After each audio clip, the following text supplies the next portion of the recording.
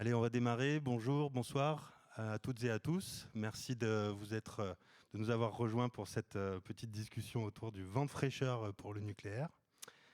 Ce vent de fraîcheur, d'ailleurs, voilà, j'en profite pour faire une petite aparté. On va essayer d'être collectivement rafraîchissant. Je ne sais pas si on va y arriver sur un sujet comme ça, mais on va s'y essayer. Donc, j'ai le plaisir d'être accompagné en tant que modeste modérateur de cette table ronde par Emmanuelle Galichet du CNAM, enseignante-chercheur en sciences et technologies du nucléaire. Bonjour. Elisabeth Risotti, cofondatrice et COO de Nucléo. Jean-Michel Ruggieri du CEA, responsable du programme SMR.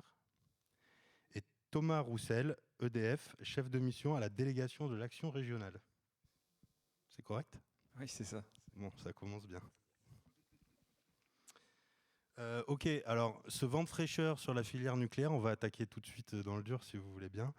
Moi, je l'envisage à plusieurs niveaux. Je propose de les aborder ensemble. Thomas, ce vent de fraîcheur du nucléaire, il concerne peut-être tout d'abord notre filière historique, je dirais, avec une nouvelle dynamique de programmation énergétique, des annonces gouvernementales fortes, je dirais même retentissantes, une commission parlementaire qui a fait beaucoup d'émules, etc., etc. Donc ce souffle nouveau, il touche d'abord notre filière historique de génération électrique, en fait. Oui, alors bonjour à tous. Donc oui, chargé de mission coordination opérationnelle, alors à la direction d'action régionale, c'est un peu vague. Donc moi, je suis bien à la direction régionale d'EDF, en charge avec le domaine nucléaire. Et avant ça, j'ai été 14 ans à la production nucléaire principalement Gravelines et Dampierre, où j'ai fait différents postes côté ingénierie. Tout à fait. En fait, ce qu'il faut voir, c'est qu'il y a eu un changement d'annonce et de point de vue, pour plein de raisons différentes, on pourrait y revenir, sur le nucléaire depuis, on va dire, 1 an et demi. De par la situation énergétique, de par la crise en Ukraine, et également de par la crise climatique.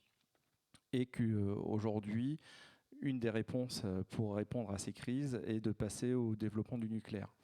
Il faut savoir qu'aujourd'hui, vous êtes dans une région qui est la première productrice nucléaire de France, une région où vous allez retrouver l'ensemble des paramètres du nucléaire, c'est-à-dire la conception, l'exploitation, le démantèlement, la formation, et qui représente à peu près 49 500 personnes, pour une filière qui en France représente 220 000 personnes. Et je vais y revenir aussi après. Vous avez 56 réacteurs aujourd'hui en France en exploitation, exploités par EDF. Et il s'est posé la question, tous les 5 ans d'ailleurs, la PPE, la programmation pluriannuelle de l'énergie, de revoir quel allait être notre scénario de production d'ici 2050. D'ici 2050, il va falloir réduire également les gaz à effet de serre, il va falloir revoir notre manière de consommer. Et donc, une des solutions pour limiter le réchauffement climatique va être une électrification massive de nos usages, industriels, privés, et donc une augmentation de la consommation. Et paradoxalement, par rapport à aujourd'hui, il faudra réduire cette consommation de l'ordre de 39% d'ici 2050. Et donc, pour réussir tout ce que je vous dis, il faudra augmenter la production, paradoxalement, entre 35 et 50% de plus à l'échelle 2050. Donc un mix énergétique qu'il a fallu repenser assez rapidement, et sur lequel on est parti à 50% nucléaire, 50% renouvelable. J'insiste, on entend beaucoup de choses dans les médias. En aucun cas, il faut opposer les différentes sources d'énergie. Ça va être complémentaire et cette complémentarité va être nécessaire. Donc derrière, suite à tout ça, il y a eu les annonces de Belfort du président de la République en 2022 ou fin 2021 début 2022, merci. Et dans ces annonces, il a dit plusieurs points importants pour le nucléaire. Le développement du nouveau nucléaire, ce qu'on appelle la construction d'EPR2, avec 6 EPR2 en dur d'ici 2050, 2 à Dieppe en Normandie, 2 à Gravelines dans les Hauts-de-France et 2 en Auvergne-Rhône-Alpes entre le site de Bugey ou Tricastin. La décision doit être prise par l'État avec une projection à l'été pour connaître le site. 8 EPR2 en option, donc 4 sites en plus, donc potentiellement 14 EPR2 d'ici 2050. Une autre annonce qui a été importante, parce qu'on parle beaucoup des EPR2, c'est la prolongation du parc actuel. sans rentrer dans la technique, une centrale nucléaire, vous pouvez changer tous les composants de ce que vous voulez dessus, à l'exception de 2 éléments, l'enceinte en béton et la cuve. Tant que la cuve et cette enceinte peut continuer à être exploitée en toute sûreté, votre centrale peut continuer à exploiter, bien entendu, avec des investissements de maintenance. Et donc, c'est pour ça qu'à l'origine, on parlait de 40 ans de durée de vie. Aujourd'hui, on part sur 60 ans. Les États-Unis, qui sont sur le même modèle que nous, partent sur 80 ans. Et donc, il y a une volonté d'investir dans la prolongation du parc actuel. Et quand je dis une volonté, c'est typiquement, ça se traduit par un investissement de quand même, faut l'avoir en tête, mais de 66 milliards d'euros entre 2014 et 2028. Ça, c'est le grand carénage qu'on appelle, et c'est une prolongation tous les 10 ans que l'autorité de sûreté nucléaire nous redonne un permis d'exploiter tous les 10 ans. Donc, il y a énormément d'investissements pour la prolongation du parc actuel d'ici 2050, la construction de ce que je vous ai dit. Et pour aller sur tous ces gens-là, il faudra bien entendu du financement, et là, il y a des réflexions qui sont en cours, mais aussi répondre à des enjeux humains et de compétences côté filière. Je vous disais que la filière, c'était 221 personnes aujourd'hui en France. D'ici 2032-35, parce qu'il y a eu une réforme qui est passée entre-temps, mais avec les départs en retraite, cette filière tombera à 150 000 personnes.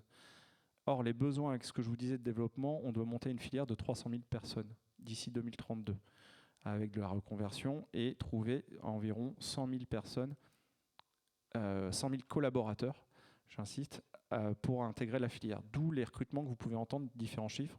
On parle de 6 000 à 10 000 embauches par an sur 10 ans, pour tout le programme que je vous ai dit. Et donc derrière, il y a un gros sujet qui sera l'attractivité de cette filière et comment on remplit les centres de formation et on trouve les personnes pour venir travailler dans cette filière. Merci Thomas. Je crois qu'il y a dans le programme de Mixeux une table ronde qui est spécifiquement dédiée à ce sujet des bras et des cerveaux des filières industrielles et puis pour la nôtre industrie nucléaire. Et du coup, puisqu'on parle des ressources humaines et des talents, et surtout d'attirer et garder ces talents dans nos filières industrielles, et puis donc industrielles / nucléaires nous concernant, j'ai envie de poser la question à Emmanuel, académique de l'étape. Voilà, nucléaire, sexy, pas sexy, comment faire en sorte d'attirer et garder les talents? Oui, effectivement, on voit qu'il y a un vent nucléaire, un vent de fraîcheur nucléaire dans l'actualité. Et en fait, si on veut vraiment qu'il y ait un renouveau du nucléaire, évidemment, il faut que vous ayez du monde. Il faut avoir attiré les jeunes, les moins jeunes, mais surtout les jeunes, vers la filière industrielle.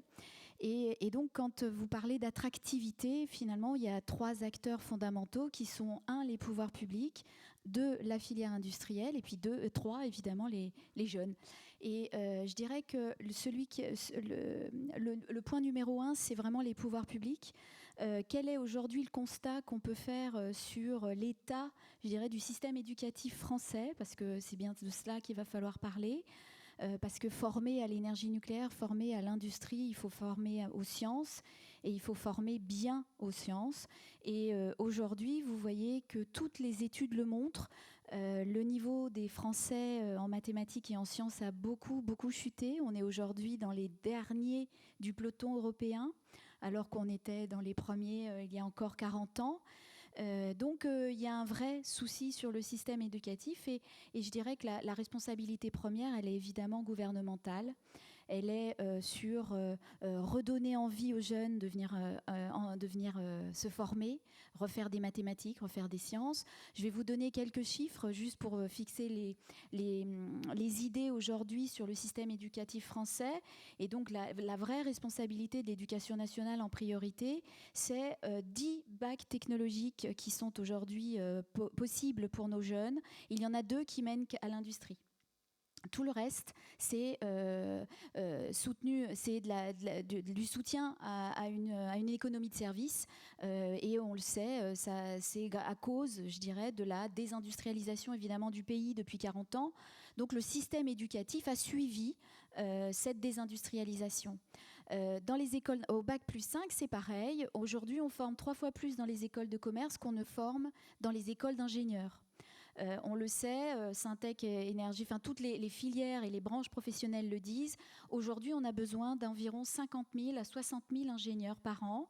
La France n'en forme que 40 000.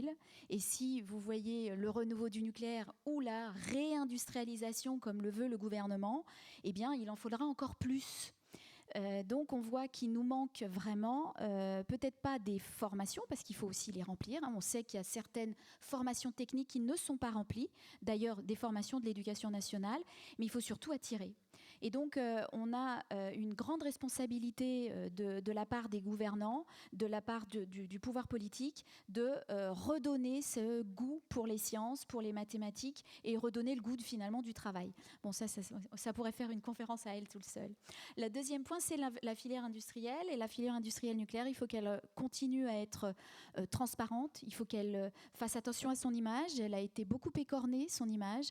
Et aujourd'hui, il faut qu'elle continue dans justement cette recherche de la qualité, de la transparence et du service rendu à la population par justement ce service de l'électricité. Une de ce qui a été fait, bon, le GIFEN, vous connaissez peut-être, ceux qui sont dans la filière le connaissent, mais les autres peut-être pas.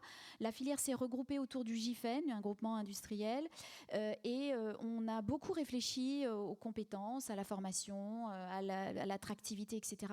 Il y a eu une première campagne d'attractivité, la première de la filière industrielle en général, qui est sortie le mois dernier sur les réseaux sociaux.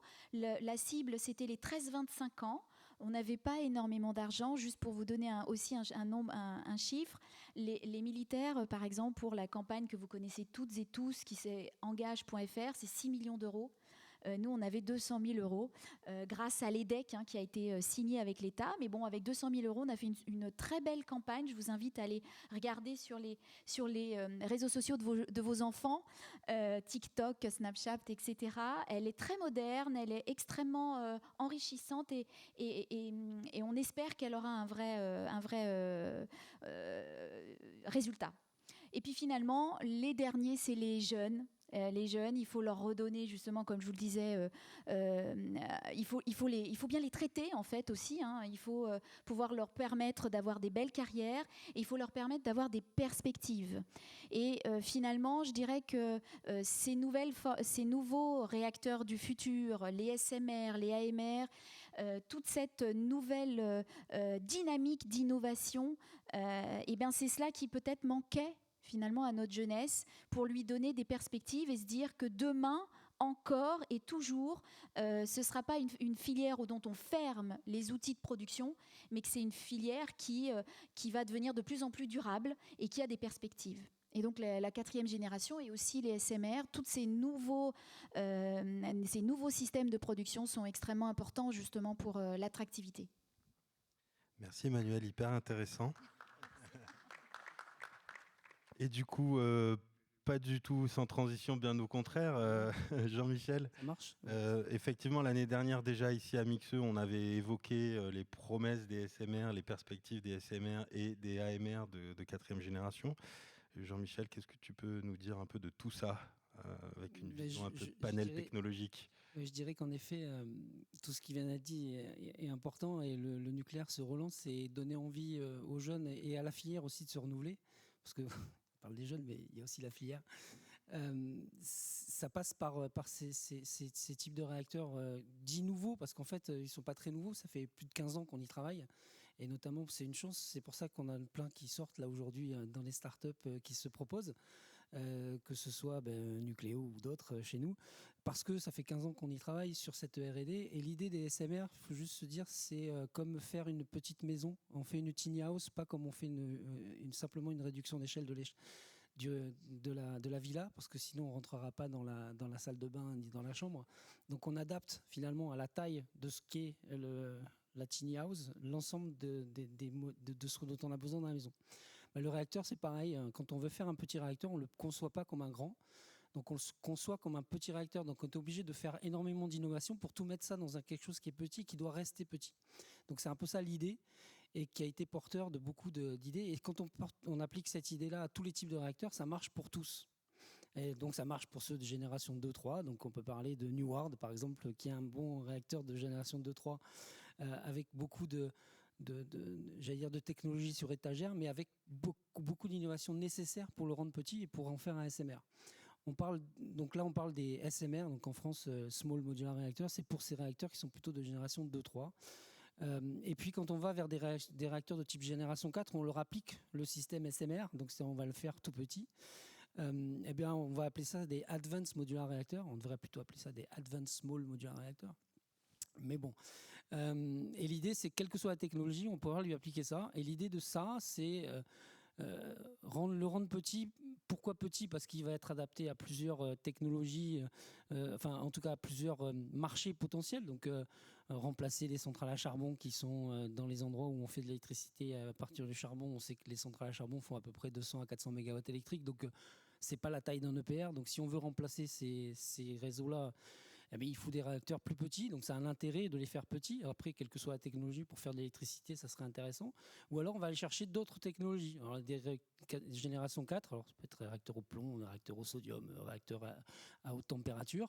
Ils vont avoir des températures, des températures de sortie, en tout cas de la chaleur, qui est plus haute et qui va pouvoir servir à d'autres usages. Typiquement, décarboner l'industrie. Alors, on parle beaucoup de la sidérurgie, la cimenterie, etc., où là, c'est des hautes températures. Mais on peut parler des gammes intermédiaires entre 150 et 250, voire 500 degrés, dans lequel l'industrie, on a besoin de la décarboner. Et en France, on a ce besoin fort. Et c'est pour ça qu'aussi, ces réacteurs, ils apportent cet intérêt nouveau sur des marchés nouveaux. Et comme ils sont innovants et qu'on fait pas mal d'innovations, et ben, du coup, ça attire les jeunes. C'est vrai que ça a cet intérêt-là. Et ils y voient plusieurs choses. C'est ça va plus vite parce qu'on va développer avec des technologies plus rapides, innovantes, les réacteurs numériques, avec tout ce qui existe, etc. Donc ça leur donne envie. Et puis on fait des choses qui sont un petit peu en rupture. On va dire, on va utiliser des systèmes passifs. On dit, ok, c'est un réacteur, s'il lui arrive quoi que ce soit, on le laisse pendant une semaine, il ne se passe rien. Naturellement, il va s'arrêter, il va fonctionner tout seul. C'est NuScale le dit de partout, Neward le dit. Enfin, je veux dire, tous les SMR de bon calibre annoncent qu'ils ont une sûreté intrinsèque passive et qui fonctionnent comme ça. Donc, tout ça donne envie en fait de relancer cette chose-là et apporte aussi un intérêt dans le public. C'est-à-dire qu'on retrouve un intérêt à dire oui, c'est des réacteurs qui... Alors, c'est pas small is beautiful, hein, c'est small is intéressant pour mettre un peu partout potentiellement sur des applications industrielles notamment. Un industriel qui veut avoir 400 mégawatts de production d'électricité ou de chaleur localement. Alors, soit pour l'électricité, il demande à RTE de tirer une grosse ligne, parce que c'est une grosse ligne, 400 MW électriques. Soit il dit, je vais avoir quelque chose qui me permet de le produire localement, à ma température donnée, avec une application qui la donne. Et du coup, ça génère énormément de R&D, d'intérêt. Et ça fait 15 ans qu'on y travaille. Et aujourd'hui, on a pas mal de startups qui sortent parce qu'on a ces idées-là. Et donc, nous, côté CO, on en a sorti Neward, une première avec EDF et partenaires Technicatom, Framatome, etc. On a des startups de type Génération 4 avec Exana, Stellaria. Et puis, on peut citer Naria, Nucléo, on citer d'autres. Donc voilà, c'est ça qui est intéressant. Je te réinterrogerai sur France 2030 et tout ça tout à l'heure. Et du coup, tu as mentionné Neward. Il n'y a pas un bout d'EDF dans Neward, Thomas? Si. En fait, il faut juste bien comprendre ce qui se passe quand on dit le vent de fraîcheur du nucléaire. C'est pendant des années, on a eu le nucléaire honteux. Aujourd'hui, les gens, et ça commence à rentrer, que le nucléaire devient une part de la solution vis-à-vis des problématiques qu'on vous disait. Il faut savoir aussi que le premier centre de gaz à effet de serre, d'émissions de gaz à effet de serre dans le monde, c'est l'énergie. En France, on ne s'en rend pas vraiment compte parce qu'en France, c'est le 5e. En France, en premier, vous allez trouver le transport. Après, vous avez le bâtiment et l'agriculture qui sont à 19%. Le transport, c'est de l'ordre de 30-40%. L'industrie et après l'énergie. Dans le monde, c'est l'énergie. L'énergie, parce qu'on le fait beaucoup avec le charbon et les fossiles. Et derrière, pour décarboner la production d'énergie et lutter contre le réchauffement climatique, il va falloir trouver des moyens de production d'énergie mondiaux qui soient moins émetteurs. Et donc, les SMR seraient une solution comme on vient d'en parler. Le SMR est une des solutions qui est développée avec EDF, mais pas que. à la différence des EPR2 qui sont faits avec Framatome et puis principalement EDF, là le SMR, donc le Small Modular Reactor, il est avec Technip Atom, le CEA, Naval Group et donc EDF. C'est plutôt un objet pour nous qu'on développe pour l'export, parce que c'est 2 fois 170 MW, c'est une paire qui est associée donc de l'ordre de 340 MW et qui a vocation, comme on le disait là, à remplacer les centrales au charbon dans le monde. Pour autant, comme tout produit nucléaire qui est voué à l'export, il y a une sorte d'obligation de mettre une tête de série et d'exploiter en France. Et la petite parenthèse, c'est que on parle d'EPR à Flamanville, on parle d'EPR2, la technologie est totalement la même. La différence, c'est qu'on a pris en compte le retour d'expérience, on industrialise la construction, ce qui fait le petit 2 par rapport à EPR. Mais la tête de série est à Flamanville. Alors vous allez me dire, aujourd'hui, elle ne produit pas et on va lancer le EPR2. Pour autant, la technologie EPR, il y en a quand même 2 qui sont en fonctionnement en Chine et un qui est en Finlande sur la même technologie. Et donc le SMR, on voudrait faire une tête de série à l'horizon de 2030 en France. Il n'y a pas de vocation à le développer plus en France. Pourquoi ? Parce qu'aujourd'hui, comme je vous disais un petit peu dans la deuxième intro, c'est que la production d'énergie en France n'est pas forcément émettrice de CO2 ou de gaz à effet de serre. On est à 97% sans émission de CO2. Grâce à des parcs de grosse puissance. Et il faut qu'un EPR2, c'est 1650 MW par rapport aux 340 que je vous disais, ou de manière générale pour les SMR. Donc il faut que les EPR2 en France restent le cheval de tête par rapport à notre parc, mais on veut garder des options pour l'export. Et puis après, je vous dis ça aujourd'hui, mais demain peut-être qu'il y aura d'autres stratégies aussi pour le territoire national. Ça, je vous rappelle que la PPE, je vous parlais de PPE, dans les lois aujourd'hui en France, on ferme toujours 12 réacteurs nucléaires d'ici 2050, la prochaine PPE, et on l'a refait, on va retravailler dessus. Quand je dis on, c'est pas EDF, hein, c'est l'État français, en 2024. Merci Thomas, et du coup ça m'amène un peu ailleurs sur la carte technologique. Elisabeth, nous chez Nucléaire Vallée, Jean-Michel l'a évoqué tout à l'heure, il y a plein d'initiatives. On suit une douzaine d'initiatives de réacteurs SMR AMR, dont certaines vont candidater à France 2030. On y reviendra peut-être tout à l'heure aussi au travers d'une de mes questions. Quid de Nucléo qui est sur la ligne de départ, Ah oui. ou même qui est déjà bien parti. Tout à fait. Pour commencer, bon après-midi et puis merci de cette invitation parce que ça nous donne quand même l'occasion de discuter, de parler. C'est les choses qui ont été dites jusqu'à présent, on trouve tout à fait d'accord. Bon, on a déjà évoqué toutes les avantages de nouveaux réacteurs, de nouvelle génération, de SMR, de AMR, donc non seulement la dimension, donc des small, mais aussi des fast reactors, donc des réacteurs qui ont des caractéristiques physiques qui leur donnent des avantages en termes de capacité, d'efficacité aussi, de production. Et Nucléo, c'est à la ligne de départ, comme tu viens de dire. À la ligne de départ, bien que nous partons il y a 18 mois déjà, septembre 2021. Et donc, on a passé, premièrement, nous n'étions pas en France au tout début, britannique au tout début, avec un centre de recherche en Italie, puisque les fondateurs sont presque tous italiens. Mais on a évoqué février 2022, lorsque tout a changé en France. Et la France, qui a toujours été le pays le plus nucléaire, nous a apporté à dire, OK, la stratégie, c'est que le premier réacteur de Nucléo sera en France. Et depuis Lyon, on a choisi Lyon puisque c'est la patrie du nucléaire. Et les défis de notre technologie, donc on a ici des AMR, donc des réacteurs de nouvelle génération avec un système de refroidissement à plomb, et qui va utiliser du combustible qui, dans notre stratégie, est un combustible durable, donc qui part de déchets. c'est quelque chose à nouveau qu'en France existe déjà. Le MOX, on sait déjà ce que c'est, tout le monde sait ce que c'est. Mais notre idée, c'est de faire de multi-recyclage de façon à pouvoir avancer cette hypothèse de cycle fermé, qui est exactement ce que nous aimerions offrir à nos réacteurs. Alors les défis de ces réacteurs, c'est petit, c'est beau, c'est smart, comme on disait.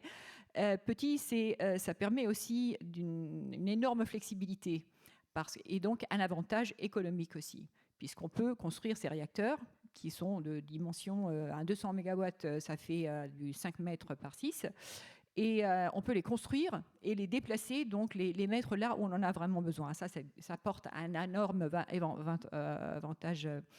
avantage économique et de flexibilité, évidemment. La sûreté, ça a déjà été évoqué. La sûreté, c'est exactement ce que ces réacteurs évoquent, une sécurité intrinsèque, de quelque sorte, parce que c'est une sécurité passive. Donc ça aussi, c'est quelque chose de très important dans l'opinion publique pour l'acceptabilité. C'est très important de travailler sur le concept de sûreté. Et finalement, la gestion des déchets. Quand on parle du nucléaire, c'est la gestion des déchets.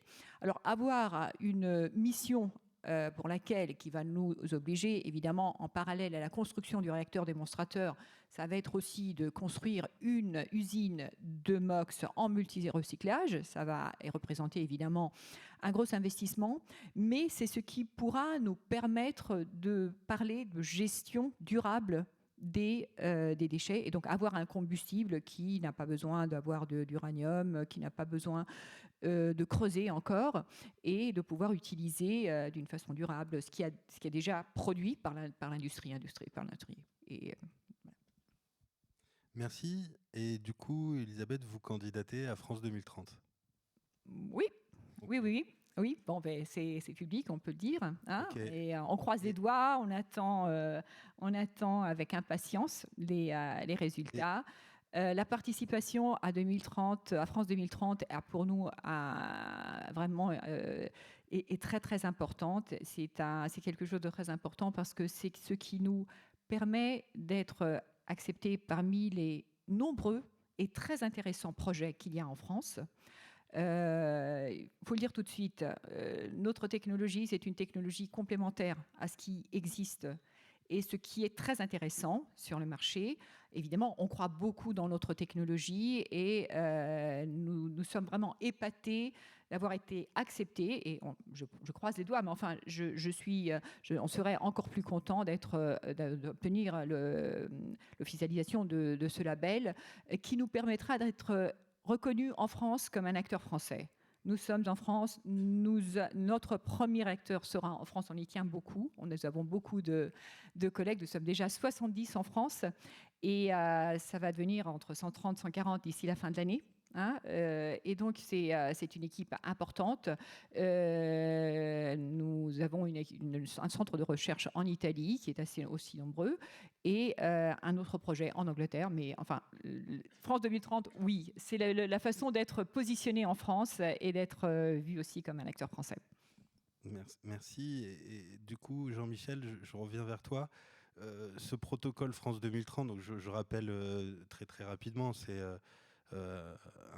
1 milliard d'euros fléchés sur le développement des nouveaux réacteurs innovants donc qui sont dotés par le secrétariat général pour l'investissement. 500 millions d'euros plutôt fléchés pour l'accélération du detail design de Neward et 500 millions d'euros pour faire autre chose et en particulier promouvoir ces nouveaux réacteurs innovants avec un protocole en 3 phases, etc. On devine immédiatement que tous ces nouveaux acteurs vont devoir s'appuyer d'une manière ou d'une autre avec les acteurs historiques. Est-ce que le CEA joue un rôle de grand frère, a une posture particulière? Tu as évoqué que le CEA essaimait aussi lui-même ses initiatives. Voilà, le rôle du CEA là-dedans. Ah oui, le rôle du CEA est assez important. Je pense que déjà, c'est réaffirmer le rôle du CEA vis-à-vis de l'État comme étant le RTO finalement côté nucléaire, qui est Alors c'est ni un arbitre, grand frère, c'est intéressant parce qu'en effet, ça donne des conseils, ça essaye d'aider, ça apporte tout son soutien quand on peut et autant qu'on peut pour pouvoir donner à tous ses frères et pas seulement à un seul. Donc c'est un peu le rôle qui nous est demandé. Et en effet, dans cette AAP, c'était d'abord...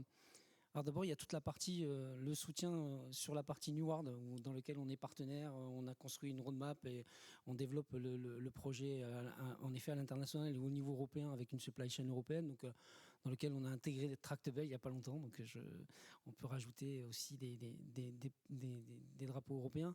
Donc ça, il y a vraiment ce soutien du CEA, notamment sur toute la partie infrastructure pour la démonstration des systèmes de sûreté, etc. passifs, donc toute une partie de R&D. Et en fait, ce modèle finalement de soutien au développement de la R&D et de certains points de R&D, il va être un peu appliqué aux autres types de startups sur les AMR avec la connaissance qu'on a, nous, de l'ensemble des types de réacteurs. Et pas que, et le cycle du combustible est très important, toute la partie combustible, parce que quand on parle réacteur, j'allais dire c'est facile, quand on commence à parler combustible et cycle du combustible associé, fermeture du cycle, etc., là c'est un autre sujet qui positionne la France déjà comme un acteur majeur dans le monde. Et donc nous, notre contribution, c'est dans la première phase, alors qui est quasiment terminée, hein, de la première phase d'appel à projet, c'était une demande de la part de l'État que le CEA puisse accompagner la construction des dossiers pour ceux qui voulaient prétendre à ces dossiers-là et qui avaient besoin d'un accompagnement. Certains ont demandé, d'autres non. Bon, nous, on l'a fait en termes d'expertise pour aider justement en effet à construire un dossier qui soit le plus cohérent possible, et on l'a fait de façon impartiale vis-à-vis de toutes les technologies qui étaient demandées, en tout cas qui nous ont demandé.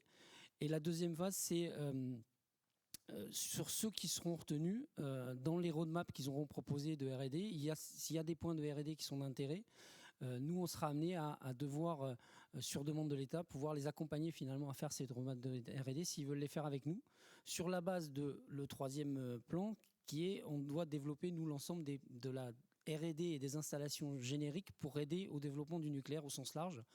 Les installations en support, donc les installations nucléaires de base qu'on a, nous, pour faire les examens combustibles, les examens de matériaux, le RJH à terme pour les matériaux, etc. Donc toutes les infrastructures nécessaires pour développer le nucléaire au sens large vont être mises à disposition potentielle des startups qui demanderont cette R&D. Donc on sera en supply de cette demande, à l'instar de ce qu'on fait aujourd'hui pour le nucléaire historique. Donc ça, c'est le modèle. Et à côté de ça, en effet, on a un rôle de, comme on a plein d'idées et qu'on en a travaillé depuis des années, on s'est dit pourquoi nous, on ne pourrait pas essaimer, en effet aussi, avec nos idées. Et on a incubé à travers Starbus, j'ai vu que ça avait mentionné le nom, une initiative où on a incubé 5 types de réacteurs qui sont tous complémentaires. Parce que quand on regarde le panel, on dit toutes les températures, tout ce qu'on va adresser, ils sont tous complémentaires, ils n'adressent pas le même marché.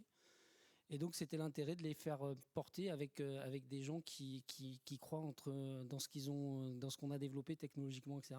Et qui vont postuler pareil que les autres. Puis après, ils sortiront du CEA comme étant SME. Ils seront comme les autres. Ils seront traités de la même façon que les autres, avec un support qui sera demandé. Alors, ils connaissent un peu mieux le CEA. Ils savent peut-être mieux comment structurer les choses. Mais globalement, ça sera la même idée et on partagera toutes nos compétences et nos connaissances autant que de besoin, du moment que c'est un apport générique pour l'ensemble des acteurs de la filière élargie.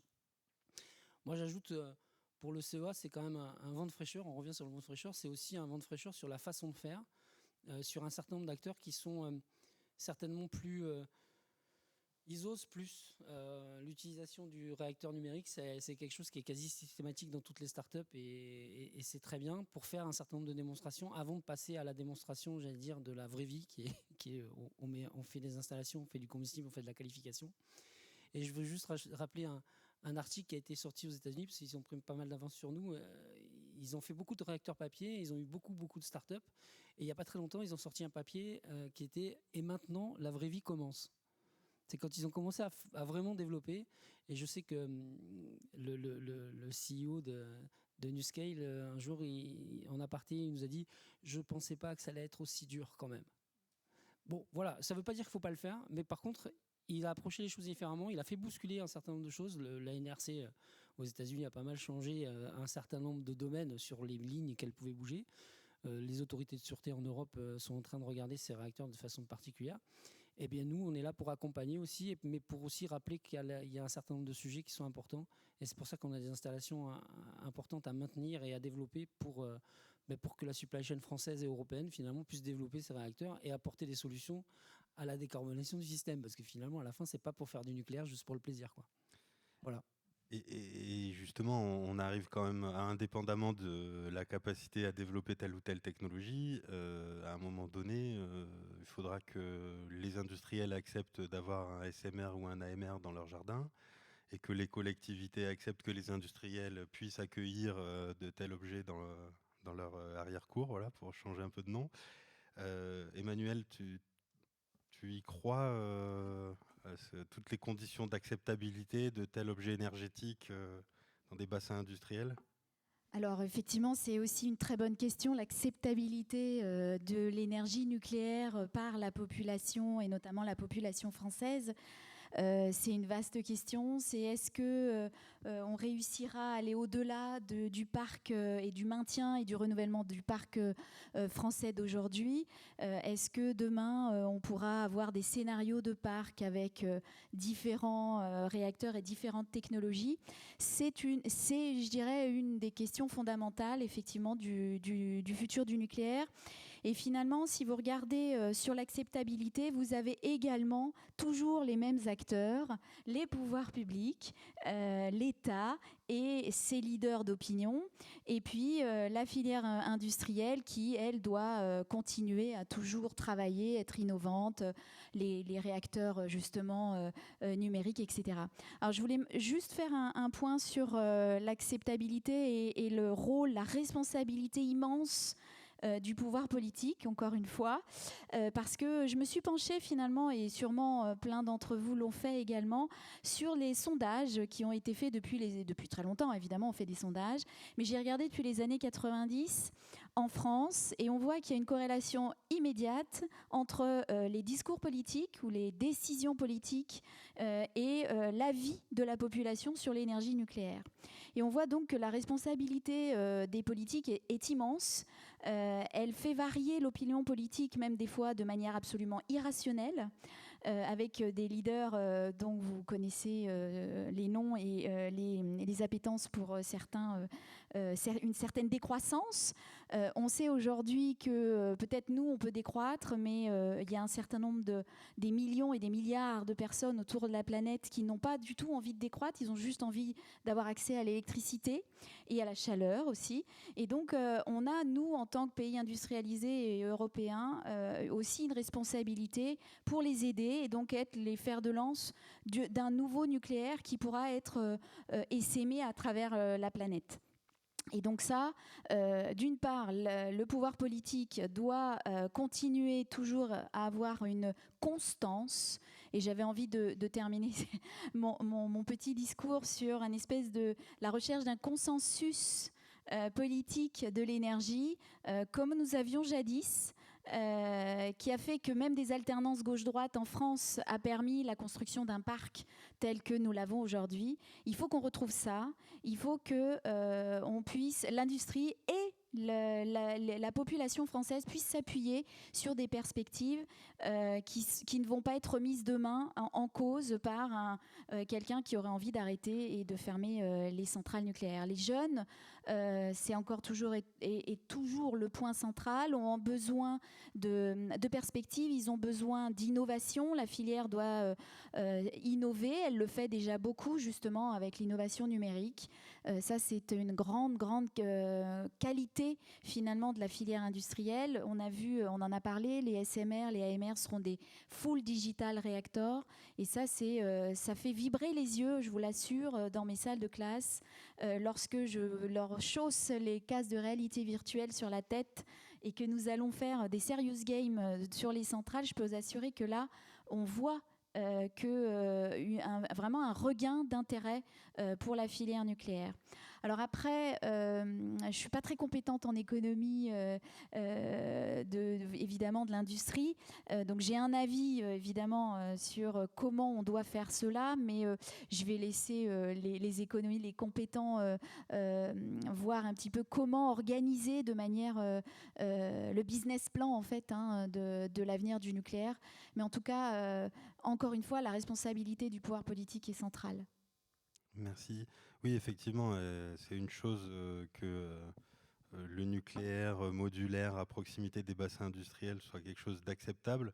Encore faut-il que ce soit viable technico-économiquement, projetable partout dans le monde, pilotable, exploitable, protégé physiquement, cybersécurisé. Donc tout ça, c'est des conditions qu'il faut regarder en face d'accession à une forme de destinée commerciale pour ces objets. Elisabeth, comme tu es en plein dedans, voilà, c'est quoi les marchés, les business? Est-ce que les business models, c'est très différent? Comment on va exploiter? Quelle structure d'exploitation? Quelle est la part de protection physique de ces objets? En France, on voit bien, on a des grosses centrales sur 19 sites, c'est sécurisé, on a l'armée de l'air qui intervient en 7 minutes, voilà. Si demain on met des SMR, AMR un peu partout, enfin voilà, on sent bien qu'il y a plein de conditions, indépendamment des technos, d'atteinte de cette destinée commerciale. Oui. Premièrement, c'est investir. Donc l'industrie nucléaire doit investir en sûreté, investir en sécurité. Les autorités sont là et font leur boulot pour vérifier effectivement que tout cela soit vraiment en sécurité. Et c'est une responsabilité aussi. Je suis d'accord qu'il y a une grosse responsabilité des gouvernements, mais il y a une responsabilité aussi, je crois, de la part de l'industrie à supporter une narrative qui aide l'opinion publique dans l'acceptabilité et donc non seulement investir pour la sûreté, la sécurité et donc pour tranquilliser, pour se rassurer, mais investir aussi pour supporter tout ce qui est éducation. Et donc, Emmanuel a évoqué les 3 grands acteurs qui vont supporter, qui vont donner les perspectives aux jeunes, mais qui peuvent supporter aussi toute cette narrative. Je crois que l'industrie nucléaire a une responsabilité là aussi. Et il faut vraiment s'occuper. C'est vrai, je rebondis sur une dernière phrase que tu viens de dire, c'est-à-dire les jeunes ont besoin de perspectives, l'industrie a besoin de jeunes.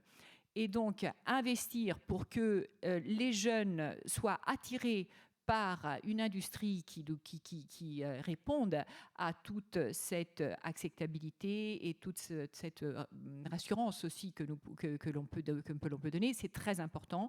Et donc, travailler aussi avec les universités, travailler avec tout ce qui peut aider la création d'une narrative qui crée l'acceptabilité, c'est très, très important. Donc, ça fait partie vraiment on parlait d'économie, donc ça fait partie d'un investissement. Ça, c'est très important. Donc, l'investissement dans la technologie, dans la sécurité, l'investissement sur l'éducation aussi.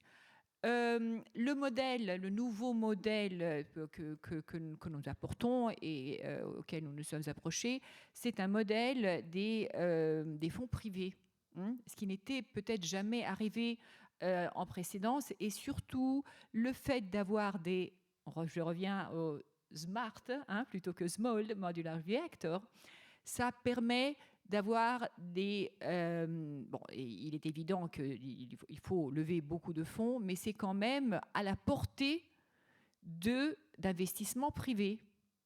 Nous avons, alors, quand nous sommes démarrés il y a 1 an et demi et désormais, c'était vraiment une idée. Bon, c'est pas une technologie toute nouvelle, comme ça a été évoqué. C'est une technologie qui a déjà été énormément prouvée. Bon, et donc là maintenant, c'est le moment de les construire, c'est le moment de les mettre sur le commerce. Ça prendra d'ici 2030, mais enfin, ça prend des années, mais c'est tout petit comme timeline. À cette époque, on a fait une première levée de fonds. C'était vraiment des Friends and Family. Et nous avons levé la première fois 100 millions d'euros. vraiment dans l'espace de très peu de semaines. Il est vrai aussi que le fondateur, notre CEO, est un entrepreneur de grand succès. Il a été déjà unicorn dans sa précédente expérience. Mais donc c'est sûrement cette capacité qui fait quand même partie des compétences de notre entreprise. Mais c'est surtout à démonstration d'une sensibilité énorme qu'il y a dans le marché auprès des investisseurs privés. C'est pour ça qu'on a ouvert une deuxième levée de fonds, et cette fois-ci, c'était 300 millions qui ont été faits dans l'espace de très peu de quelques semaines. Et bon, là, maintenant, on est dans une levée de fonds qui est plutôt institutionnelle, donc c'est quelque chose de plus important. Mais je tiens à souligner, c'est là vraiment la sensibilité qu'il y a, qui n'est pas seulement chez les jeunes, c'est chez les investisseurs qui veulent donner une perspective aux nouvelles générations et donc qui veulent faire partie de ce défi.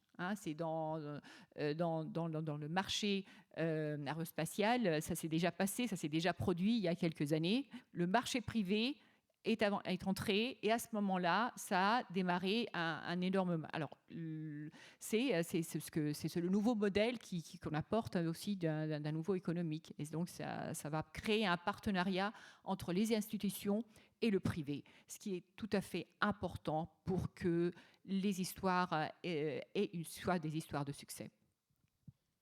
Eh bien, merci. On est pile à l'heure, ou presque. Je pense qu'on peut en rester là pour notre discussion. Merci beaucoup à notre panel. Je pense qu'on peut tous les applaudir. Merci beaucoup, c'était passionnant. Et puis, je laisse à chacun le loisir de vous coincer pour les questions, puisqu'on n'a plus le temps. Merci.